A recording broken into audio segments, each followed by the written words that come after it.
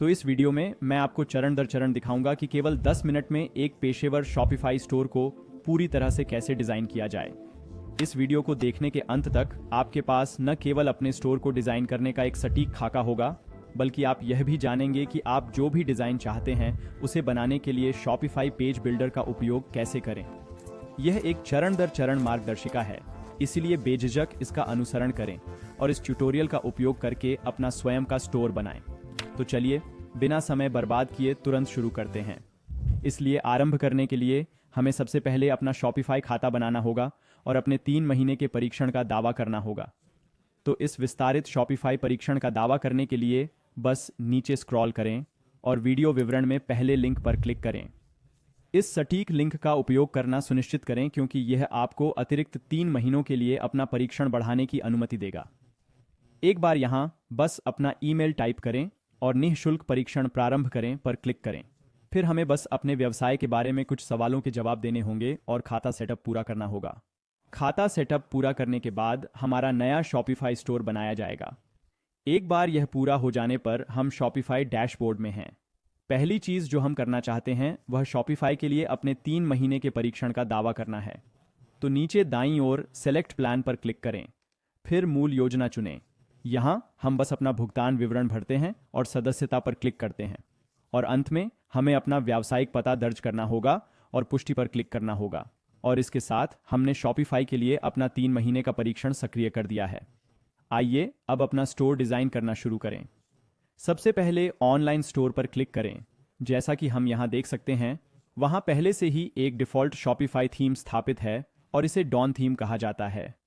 Theme बदलने के लिए हम बस नीचे स्क्रॉल कर सकते हैं और यहाँ हम विभिन्न प्रकार की थीम पा सकते हैं जिनका हम उपयोग कर सकते हैं। हालांकि डॉन थीम उपयोग करने के लिए सबसे अच्छे थीमों में से एक है और कई सफल शॉपिफाई स्टोर इसका उपयोग कर रहे हैं, तो यही हम इस वीडियो में भी उपयोग करने जा रहे हैं। तो चलिए कस्टमाइज पर क्लिक करें।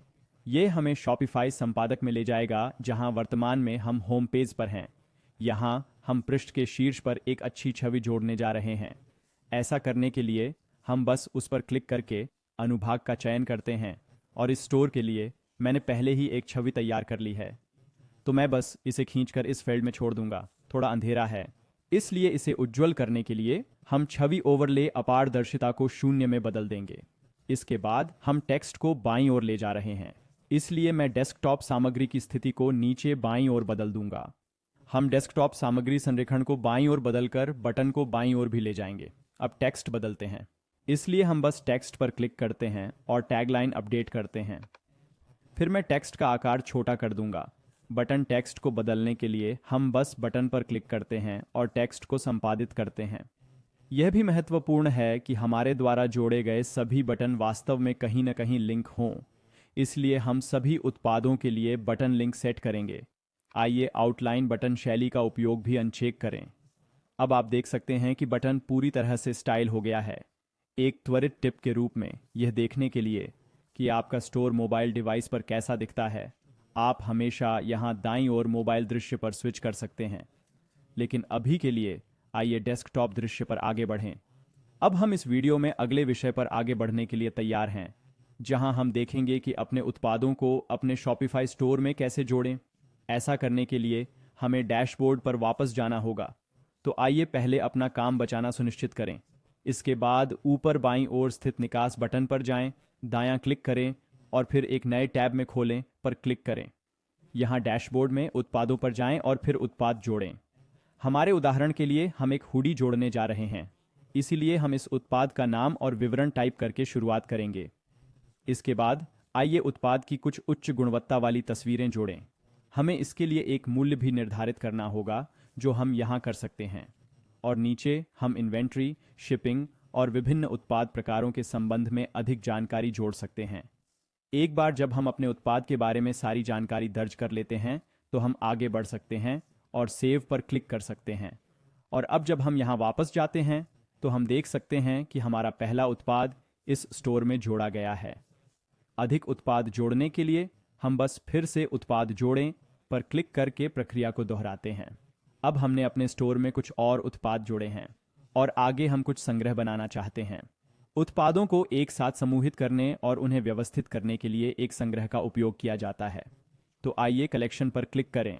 डिफ़ॉल्ट रूप से एक मुखपृष्ठ संग्रह होता है। हमें वास्तव में इसकी आवश्यकता नहीं है, इसलिए हम इसे हटा सकते हैं। इसके बाद हम पुरुषों के कपड़ों के लिए एक संग्रह बनाने जा रहे हैं और फिर महिलाओं के कपड़ों के लिए एक संग्रह बनाने जा रहे हैं। तो चलिए क्रिएट कलेक्शन पर क्लिक करें। सबसे पहले हम महिलाओं के लिए एक बनाएंगे। तो आइए इस कलेक्शन का नाम महिलाओं के नाम रखें। फिर हम एक संग्रह छवि जोड़ेंगे और सेव पर क्लिक करेंगे और एक कदम पीछे जाओ। अब हम अपना महिलाओं का कलेक्शन देख सकते हैं। हम बिल्कुल उसी तरह से पुरुषों का कलेक्शन बनाएंगे और हम नए आगमन नामक एक तीसरा संग्रह भी जोड़ेंगे।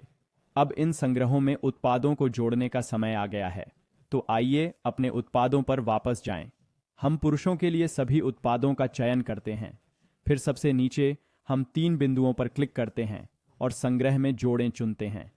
इस मामले में हम उन्हें पुरुषों के संग्रह में जोड़ देंगे और सहेजें पर क्लिक करेंगे।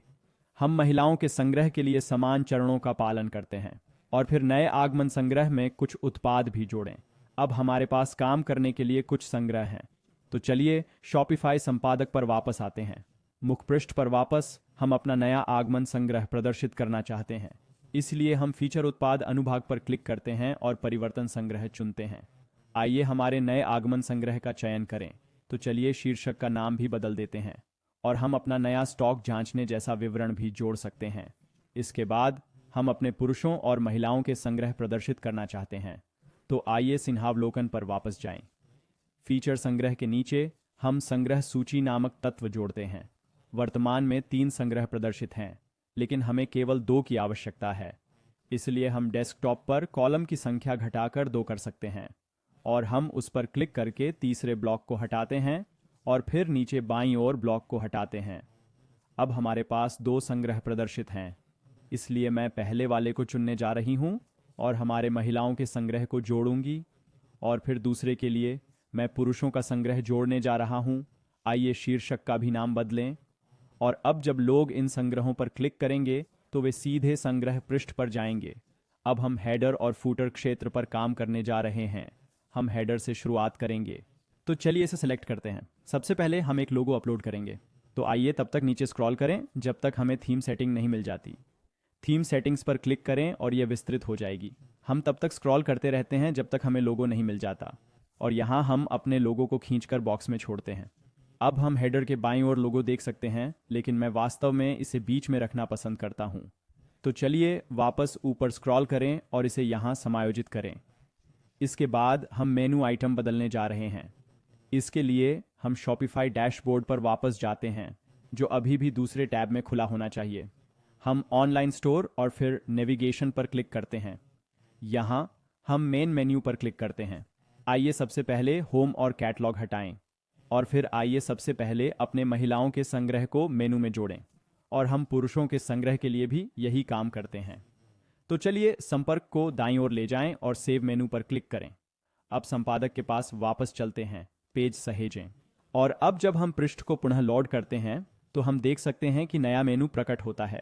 चलिए आगे बढ़ते हैं और नीचे फूटर क्षेत्र की ओर चलते हैं। अनुभाग का चयन करें। यहाँ हम सबसे पहले ईमेल साइन अप बॉक्स को अनटिक करके हटा देंगे। सोशल मीडिया आइकन प्रदर्शित करने के लिए हम थीम सेटिंग्स में नीचे जाते हैं और यहाँ हम इन क्षेत्रों में अपने सोशल मीडिया लिंक को कॉपी और पेस्ट कर सकते हैं और इससे वे पादलेख में दिखाई देते हैं। अब विभिन्न विकल्पों पर वापस स्क्रॉल करते हैं। स्टोर नीतियाँ जोड़ने के लिए नीति सेटिंग्स पर क्लिक करें। इससे पॉलिसी सेटिंग्स एक नए टैब में खुल जाएंगी। हम अधिकांश पॉलिसियों के लिए शॉपिफाई टेम्पलेट का उपयोग कर सकते हैं।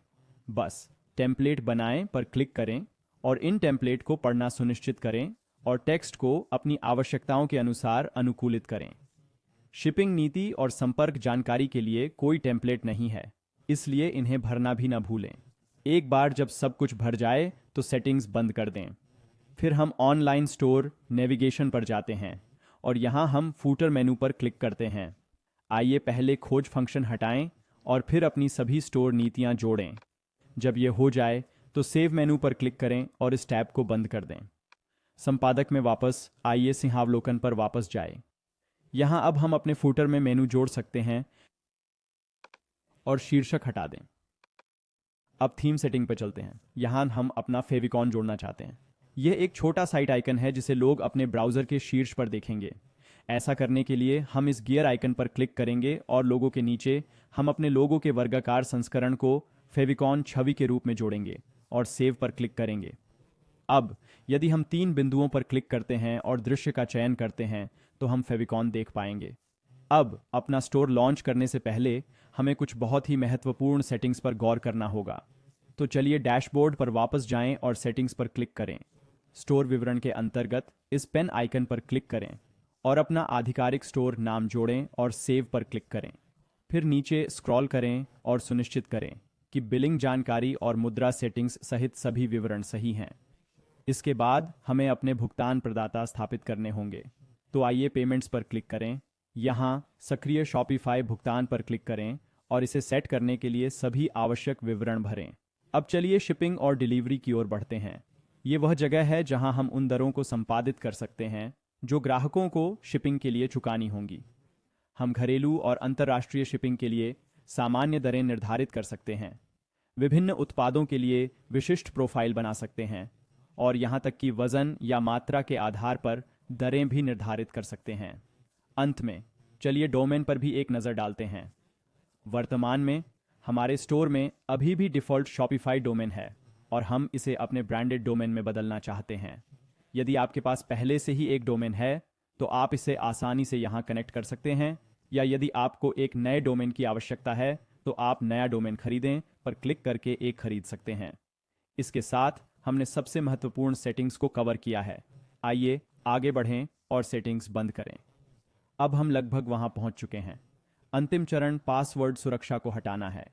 तो चलिए ऑनलाइन स्टोर पर क्लिक करते हैं, फिर रिमूव पासवर्ड पर क्लिक करते हैं और ठीक वैसे ही हमारा नया स्टोर लाइव और प्रकाशित है।